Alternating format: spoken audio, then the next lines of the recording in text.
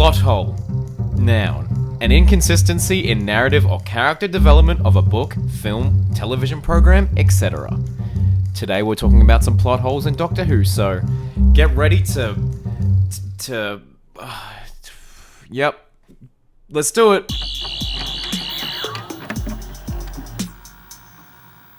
Hello Whovians, Crispy Bro here and welcome back to the channel. Thank you so much for spending this time with me. I really do appreciate it. As you can tell by the title, we are going to be talking about 10 Doctor Who plot holes that I thought of myself completely. Some of them I did. A lot were from the internet, but I thought of a few of them. These are just some ones that really bothered me, and I know they're gonna bother you too, so this comment section should be interesting. I honestly do challenge you guys to answer some of these plot holes in the comments below, because I need answers to a lot of these. And while you're there, you could give this video a like, as it helps the algorithm, and subscribe to the channel if you're not already, because we are attempting weekly content once again. And of course, I do have a podcast called Who's There? A Doctor Who podcast, and you should check it out. We release every single Saturday. Okay, let's get into it. Alrighty, let me take you back to Christmas 2007, where Aussie icon Kylie Minogue is featuring in my favorite TV show. That episode is a lot of fun, and still today I believe is the most viewed New Who episode ever. But there is one thing that irks me about that episode on the rewatch, because I believe the whole evil plan in that episode was to crash the space Titanic ship into planet Earth, destroying the planet. But of course the Doctor saves the day and that doesn't happen. But in Turn Left, an episode where the Doctor has died, spoiler alert, and we see alternative events, we see the Titanic crash and it only destroys London. So maybe it was just a bad evil plan? That's my theory. Maybe they were like, oh, Earth's actually bigger than we thought. Number 2 is this thing. The sonic screwdriver. It does a lot, and it's never specifically stated how to use it or the limits of it. Like, it does so much. Obviously the main things are like going through doors. I feel like it does doors. It can't do wood, but it opens a lot of sci-fi doors. But how does it work? And I swear there's some times where Eleven's been using it as like a laser. Like, what is he doing with the silence here? Is that doing anything? Is that achieving anything? Like, the Sonic just is what it is for reasons beyond our understanding. I swear they say in Let's Kill Hitler, like, Amy's like, oh, Rory's like, oh, just point and think. Is that how it works? And then what do you think? Like, what? I don't know. I'm getting way too invested in this, but it is my favorite show. Anyway. Speaking of Let's Kill Hitler, a large majority of that episode is the Doctor dying from the poison of the Judas tree. You'll be dead in 32 minutes. I personally think Let's Kill Hitler is quite a underrated episode, but on the rewatch, it's quite funny now because when the Doctor is saying, oh, like, regeneration is disabled because of the poison from the Judas tree, that's not the case, because the Doctor, at that point, we didn't know was actually the 12th Doctor. He was on his final regeneration. So the Doctor had no regenerations left. So if it wasn't for River, the Doctor, not because of the Judas tree, because of, life. Then when you think about it, it gets worse throughout the Matt Smith era, especially in one scene in The Angels Take Manhatten, where you see Eleven give River some regeneration energy, but that regeneration energy shouldn't exist at all because the Doctor's got nothing left. You know what I'm saying? Big plot hole! Big plot hole! Speaking of Angels Take Manhattan, oh boy, what an episode. We could talk about this episode and plot holes all day. But one of them is the massive Statue of Liberty. First of all, how was it able to move?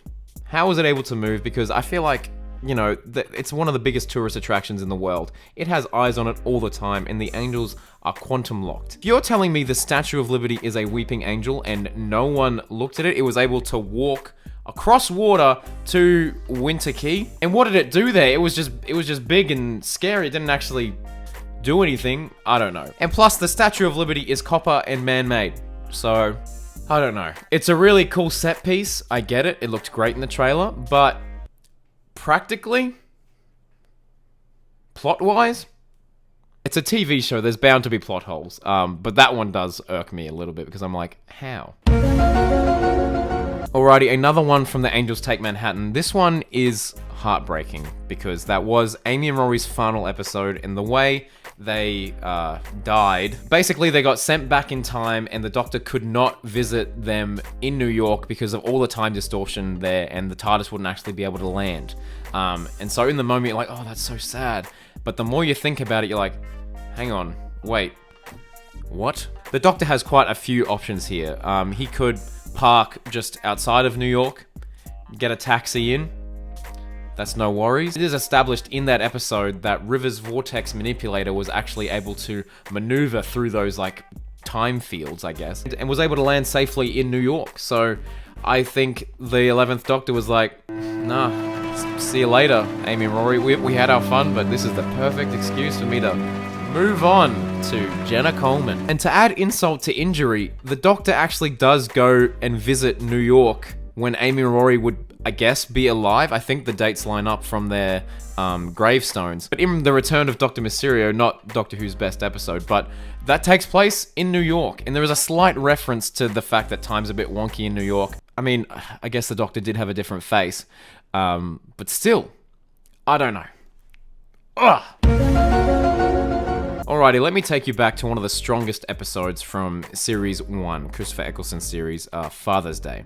Great story, great message, heartbreaking. The entire episode is centered around this paradox caused by Rose saving her father, who was supposed to die, who she knew died from a young age. And once that happens, we have these monsters called the Reapers come in, and they're basically damage control for paradoxes, which is an awesome concept. Love that. But we've had so many paradoxes since that episode, and they have never appeared again.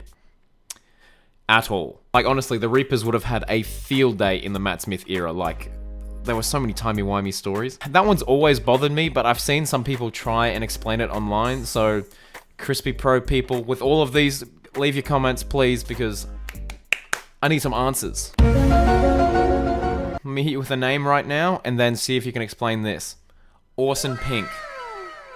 This was a character introduced in the episode Listen in Series 8, and was like a pioneering time traveler, and obviously has some family connection to Danny Pink. Like, that is a striking resemblance. And it's heavily implied that, like, Danny and or Clara are like the great-great-great-grandparents of this individual, which is cool. Great concept. But in Dark Water, spoiler alert, Danny dies. And then in Face the Raven, spoiler alert, Clara dies, I guess.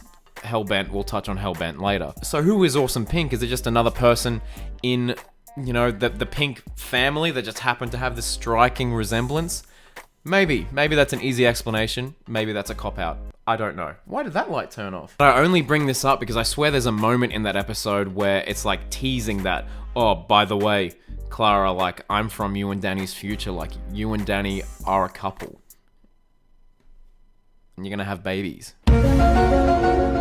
Hellbent, one of the most divisive episodes I've ever seen, and I'm still divided on my opinion for it. But anyway, it does have a major plot hole because it reintroduces Gallifrey with no real explanation. It's set up in the 50th anniversary that the Doctors put Gallifrey into a pocket universe just to keep it safe, you know? But then in Hellbent, we kind of end up there with no logical explanation as to how we got there. I guess you could say because the confession dial in that episode is Gallifreyan technology that somehow it bypassed the whole parallel universe thing. And then at the end of Spyfall Part 2, Jodie's Doctor goes there, the Master's been there. It doesn't seem that hard to get into a parallel universe, apparently. I love Doctor Who, okay? Okay, you don't have a channel for 9 years and are dedicated to a show that you don't like. I don't know, some people do.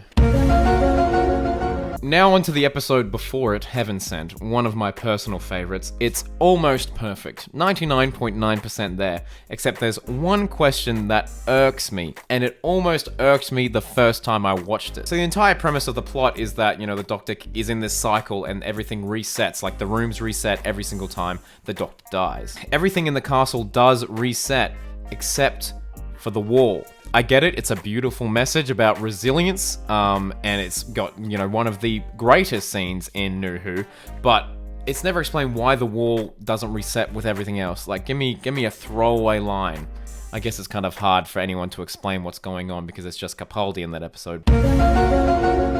Alrighty, an absolute doozy to end on. The Name of the Doctor. It does have some plot hole problems, but the biggest one was obviously going to happen when this time stream came into play. Because we don't really know the rules of this time stream. It's set up throughout the episode that if you enter that, that's a bad thing. Don't do that. Word of advice, nuh-uh. Clara's whole arc was that she was scattered throughout space and time, so she goes in there, and you're like, oh, cool. And then the Doctor's like, nah, I'm gonna save her. I'm going in. I'm going in. And he just goes in. It's all dystopian. It's like the Doctor's entire life flashing around him. It's crazy. Clara faints. And then the next time we see them in the 50th, everything is just happy-go-lucky. We have zero explanation as to how they got out. And I have no idea how they would answer this. I don't know. Maybe there was just an exit sign there that they were like, oh, easy way to get out. But yes, that's going to do it. Thank you so much for watching. Please leave in the comments below your theories as to how these can be answered, because I'm rattling my brain here. I'm running out of storage, so please like this video. Please subscribe if you have not already. And yeah, have an awesome day. Listen to the podcast, and I love you a lot. Allons-y!